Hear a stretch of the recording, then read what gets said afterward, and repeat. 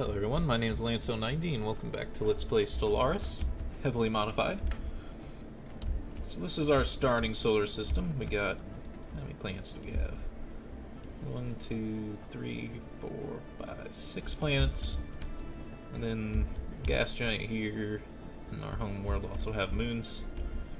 This actually isn't the biggest system I've seen. I started with systems that had like an asteroid belt and like 8 planets, so it's actually one of the smaller ones since I've installed that mod, which I think the mod also adds more planets in the systems. Which again, this is way more planets than you'd see in most 4X strategy games in a single system. Particularly like Sword of the Stars, I think it only has like 1 planet per system, which is kind of funny. But it's time to show you the scale of this game, because no, you're not believing me that this is the biggest 4X game ever. Here we have our starting solar system, and then we have some nearby planets, local area. This is a sensor range of our ships right now, and then we also have the red color of where our nation's borders are, influence borders. There's actually some kind of alien in that solar system. Zoom out. Oh, this planet means there's a habitable world in there. It's actually a size 24 continental world, so that's actually incredible because size 24 is gigantic. Let's look at our home world really quick. I've actually never seen a planet that big. That's really good. Our home world's size 16. So yeah, that's really good for us. And then this one means there's a world here that's somewhat habitable. It's only 40%. And there's one that's 0% habitable there too. And over here is 40% and a 20%. This one has another continental on it. 15 size. And then if they just don't have a planet icon, that just means there's nothing there that's even habitable. They're probably barren planets. Kind of like Mercury would be an example of a barren world. And then there's also like Venus kind of planets that are just hellholes. So we zoom out. And we zoom out again. Here's our range of our wormhole generator. So this is as far as we can explore right now, but we can build more wormholes. Zoom out. Zoom out. Zoom out. Zoom out. So this is the whole size of the galaxy. It's absolutely gigantic. I promise there's nothing else out there that even comes close to the size of the galaxies in this game. Other than No Man's Sky, but that's a completely different genre. And Aurora 4X, which is also almost a completely different genre, just because it's a ASCII kind of based game. I think it has a basic visual interface, but it's not. It's more built around just text than it is having any visual interface. What kind of ship is that?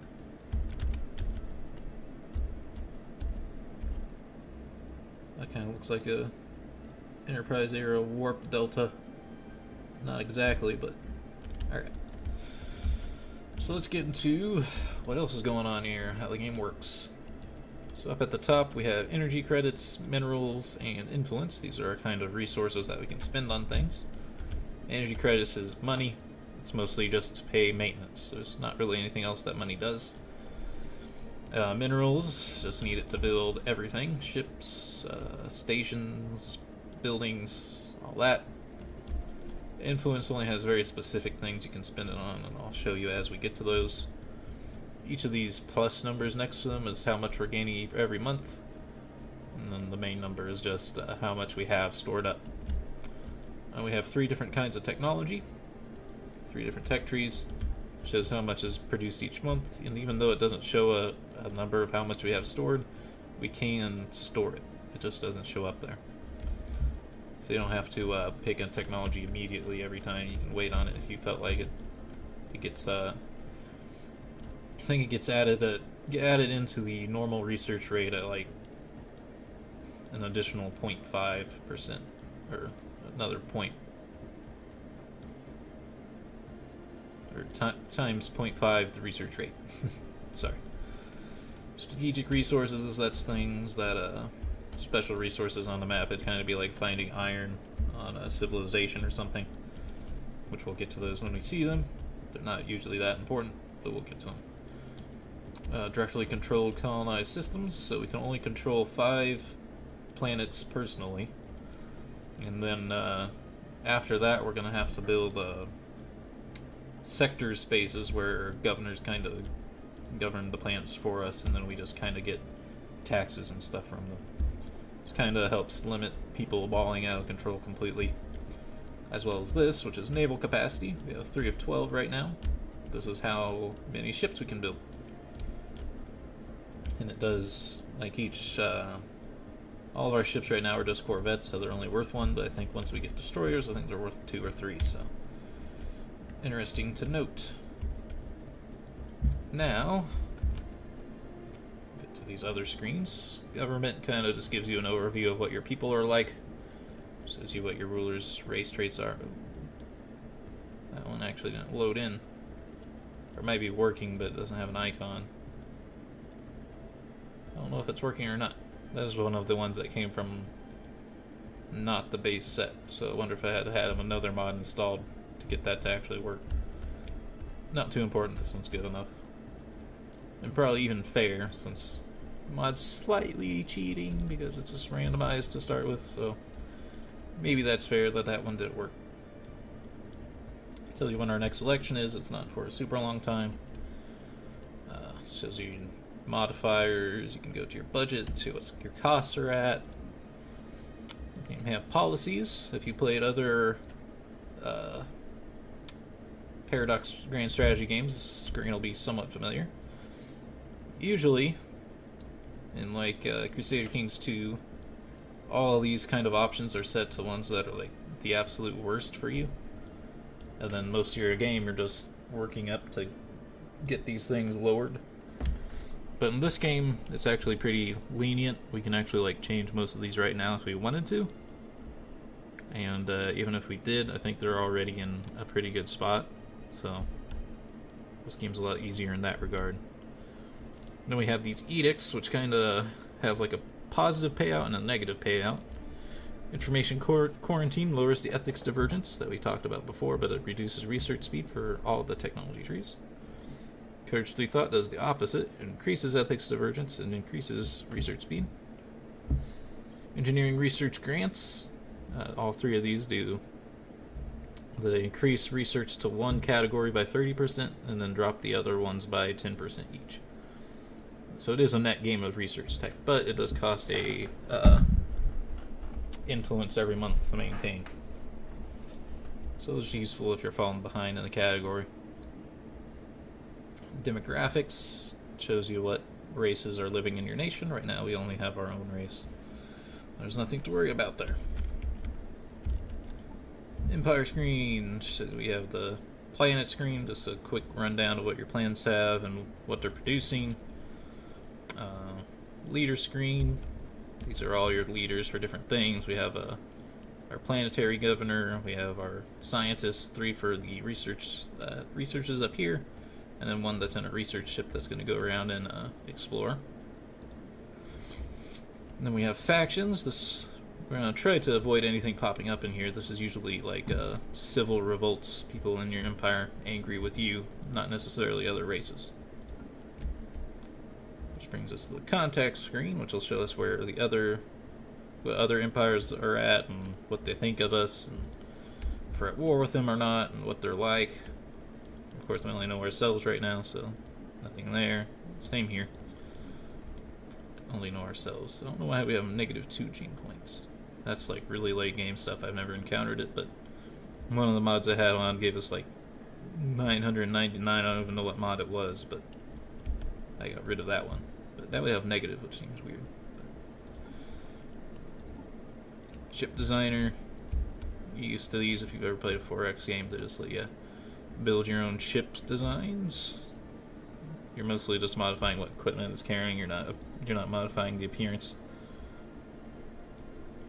Stupid Daedalus ask. Daedalus class design. Absolutely silly. It does really look like a NX Euro one though. Enterprise Euro, I should say. Yeah, it definitely is. So they don't change this one for TMP era. Fine by my book.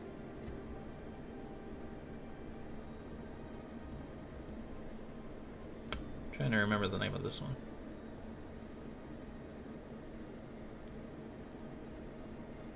I don't remember what it's called, though. Oh well, not too important. That was ship designer, situation log. This is where like quests will appear, and there is like quest options in this game that do come up. And then there's also the victory conditions in the game by owning 40% of all colonizable planets, or in the game by conquering or subjugating all other empires. That's going to take a very long time. And then we have our technology screen where we can do our research. I'll get into those in a moment, because one of the first things we need to decide is if we want to hire new leaders. So let's see. These people are both actually excellent. They have the maniacal trait, which means they have a plus 5% research speed to anything.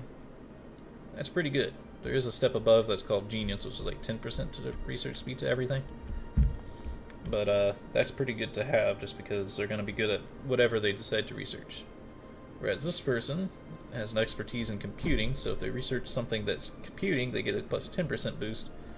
Anything else, though, they don't do so good. They don't get any bonus, other than just what their level gives them. So we can go to the leader screen. We could see if there's maybe a genius in here or something. There's not. There's like adaptable and resilient, which those aren't too helpful for us. Adaptable's okay, but if there's a computing research, we might want to do that. So we'll click on here. Actually, there is one right off the bat that I would love to pick up early. Administrative AI. It just gives you a flat 5% research speed from here to the end of time for everyone. It's computing research, so she'll do it faster. It's one of the cheapest researches we can do right now, so we're definitely doing that. We also have the options of a physics lab, which is just another research building we could build on our planets.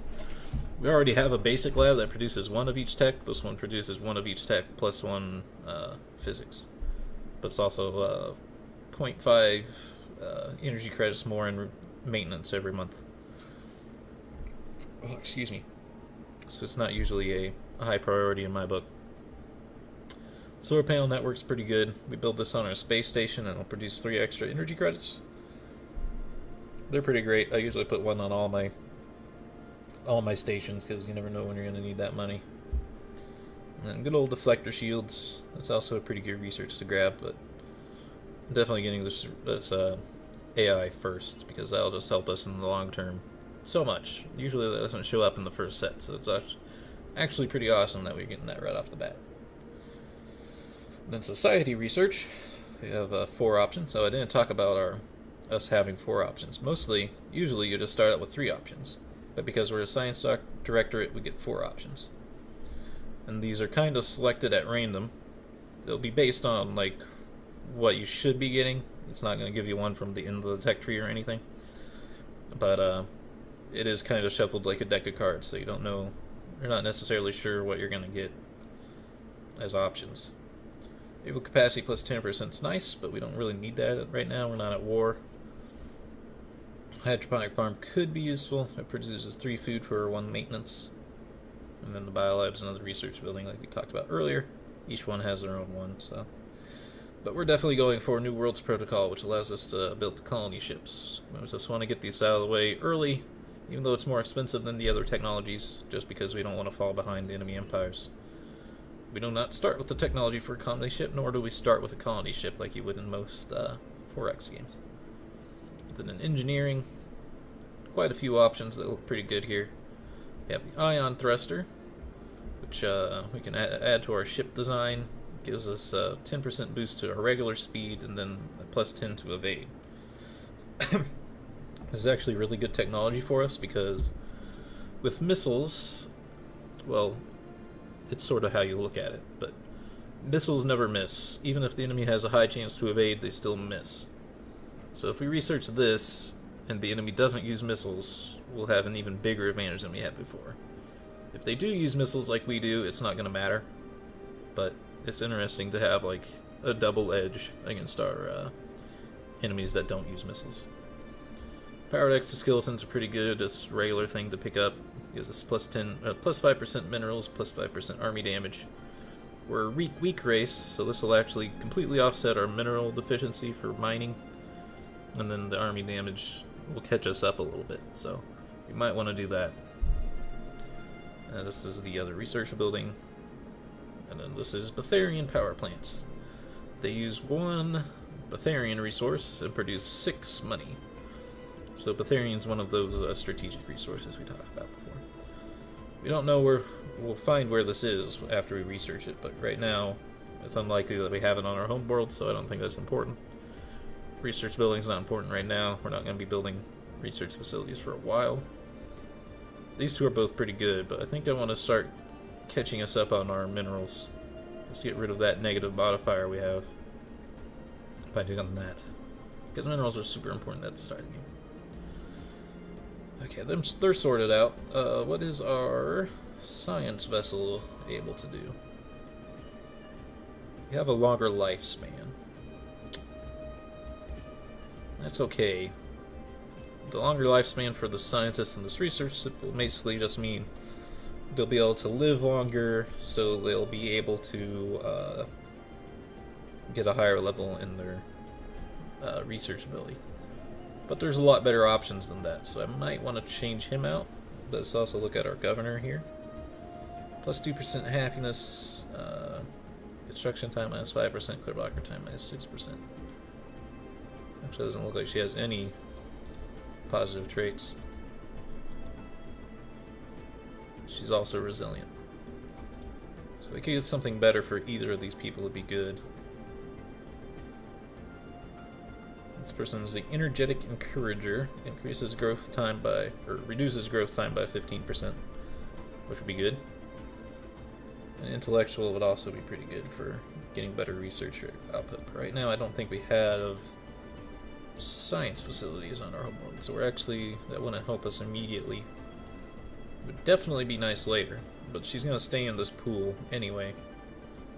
So I might get the... And then this guy is just cheaper to recruit by 33%. I think we're going to get this energetic encourager, though, to replace her. Could also take a look at what appeared into the list. Bulgarian upgrade is also pretty good. I'm going to hire them, too. Hire those two. Down to 250 influence, though, but this is basically like one of the only things you'll spend it on, for the most part. You also need it to set up sectors, I think. And also to do those edicts we mentioned before, where you pay 1 per month to do a certain thing. Those aren't too important either. And then there's also like planetary edicts that do specific things. Those are also not too important. So this is mostly what I tend to spend my influence on, is getting the best people for the job. And scientists, I think adaptable is maybe a little bit better than resilient. They're going to end up being the same thing in the end. It just means they're going to get more experience and be a higher level by the end of it. But getting them to high level early is probably better than having them high level later. So I'll hire her. I don't think we're going to use her necessarily. Ugh. And these people are just guys that are good for specific research, which I don't like to have really sitting around. So at this point, I'm just hiring people to kind of clear out the list and get more options, potentially. They're kind of screwing us over, though. Anomaly discovery chance. I prefer to have one that has the careful trait, which means they'll have a 10% easier time researching anomalies. So every time they scan a planet, there's a chance for there to be an anomaly, and then they can study it, and then there's a positive effect. Or there's also a fail chance. The fail chance can sometimes be super bad, like the researcher dying, which is bad late game where they're already high level. So having more, well, that would be good, because there is a chance to have the anomalies that are like, this planet has plus 6 minerals on it. It's like, wow, that's amazing. But there's also a chance if they fail the anomaly that their ship just blows up and they die. But overall, I'd say that's kind of the best choice we have right now. We only have 50 influence left, so I might not... Oh crap, there's a Spark of Genius person here. We're maxed out on our governors. I'm gonna fire some of these people, but... This person's actually a genius, which is a 10% research speed I was talking about before.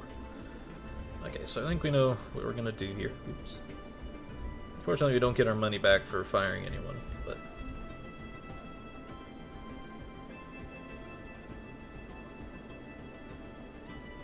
Since he's gonna live longer, and he's already younger than this person, I'm gonna fire this one instead. Because he can sit in our queue for a while if we happen to need him. He's not good at particularly doing anything, but if our scientist does die doing one of these anomalies, we might like to have him. Having this guy as backup for if military theory research pops up might be good, but we already have 2 people who are really good at certain researches, or 2 people who are good at any research, and then we just hired someone who's really good at any research. So we're not going to need that person anymore. And then between these 3, I'll definitely be dismissing her. I don't have to dismiss them, actually. We have a maximum of 11. So I don't have to do it if I don't want to. I could keep her around if I needed her, but governors don't die other than of old age. Oh, there's my kitty.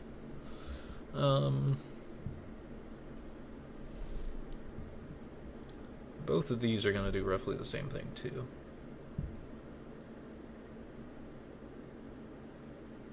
Because having more food increases the birth rate. Growth time increases it more, though. But this one also has the hydroponic farms build costs, which we are going to want to build some of those early on. So I do think we're going to pick her for governing the planet. But we're not going to fire anyone else. So let's go to Britissia and change the governor to her. Get more food. And then the science ship. We will change the leader to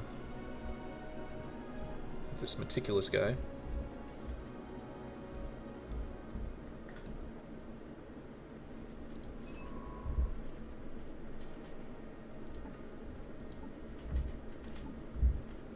And then we'll hire that Spark of Genius person. And we will replace you. Even though you're good at this technology, you're going to be exactly as good as the exactly as good as the Spark of Genius person's going to be at researching it, so it doesn't matter to swap them out. The Spark of Genius person, though, I do think has a chance of starting a quest chain where they like run away to go do something, which is both interesting but also crappy once they disappear and you need them. Okay, so now we're almost ready to start playing the game. Sorry, this game has a lot of setup. So what we're going to do with our science ship is tell it to survey the system. And what it's going to do is it's going to go to planet and scan if there's anything interesting on those planets.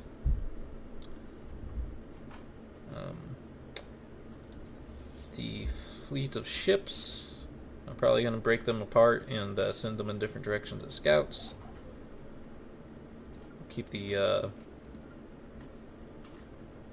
construction ship in orbit around our home planet just to reduce maintenance costs.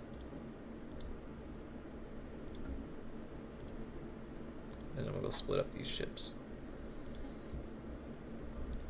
It is a little bit dangerous to split them up, but they should be fine. I'll send each one in a different direction.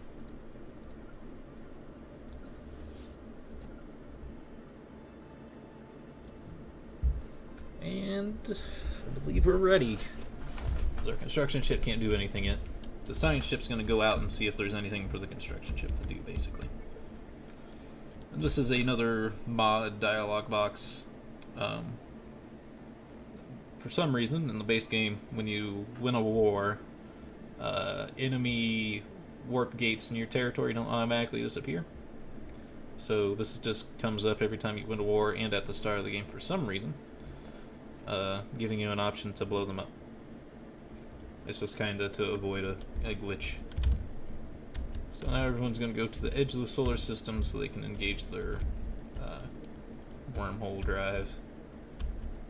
And there's our actual wormhole generator itself over here. So they're going out to do what they need to do to the wormhole station. And now we wait.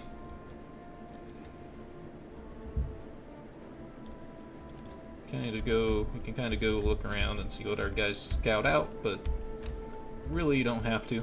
It'll just be to kind of look at what the plans look like. They do look pretty nice in this game. But you don't have to because the galaxy map tells you everything you need to know. And with this warp drive or wormhole drive technology, anytime we go somewhere, the ship has to go back to the wormhole and then go to the next planet. So it always comes back home before it goes back out. But it happens almost instantaneously, so it's not a huge deal.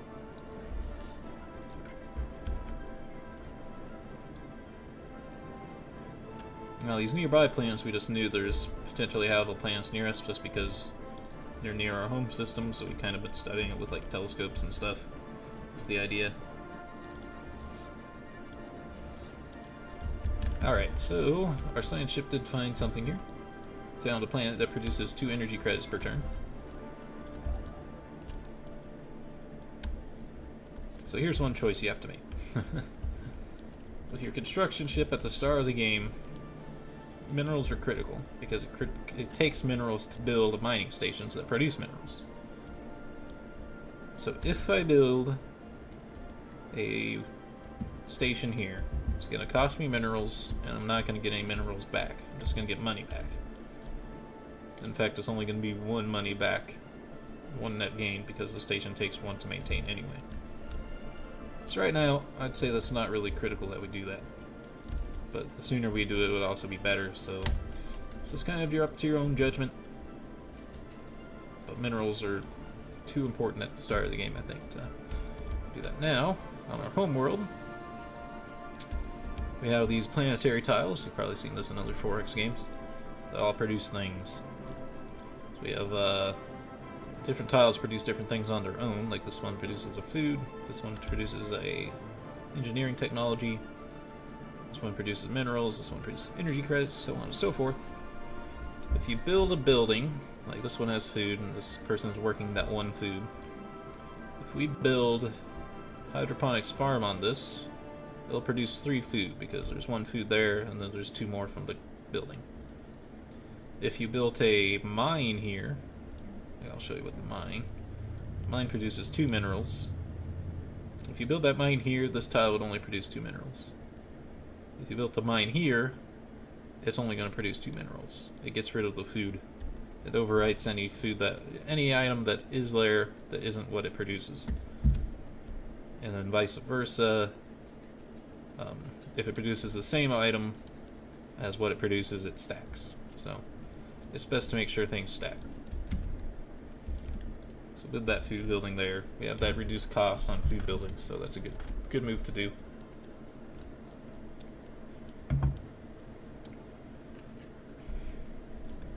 Game's in real time, it's not turn-based. Speed it up. Some kind of aliens going around here. So both these aliens and these ones here, these aren't other empires, these are like NPC kind of like animal-like aliens just floating around in space. They're not other nations. Just sort of spoiler alert, but no, it's not really a big deal to mention that, I don't think. Like I said, we could look at all these stars to see what's going on in here, but the galaxy map tells you if there's anything going on there. With these little planetary icons. Oh, we found minerals. Alright. So one thing that sucks about this start, compared to my start with the game I didn't get to post because the sound was messed up, is our starting solar system, and that one had a planet that produced 6 minerals. It had some kind of event that happened on it that made it produce 6 minerals. This is incredible in your starting system. That's so overpowered. But I had to throw that all out. So now we're going to have a crappier start. So one of our ships has encountered some strange form of alien vessels in the Sci-Fi system. Strange objects have been flagged as Alpha Menace until we learn more about them. We should proceed with caution. Interesting. Bercia is an upload following the news of unidentified ships sighted in the void. Their intentions unknown, it would be prudent to assume the worst. So this is flavored by your ethics choices. Because we're xenophobic, we're like really angry about this. We're calling them alien menace, and our race is in an uproar about it and all that. But let's see what they are. Oh yeah, they're the space cows. They're harmless. If you picked, that's because we're xenophobes, but if we picked,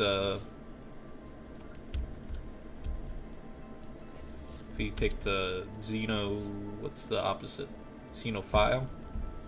And just like your race is like celebrating for finding new life, so that's kind of funny. But we're out of time for this video. I hope you all enjoyed, and have a good day.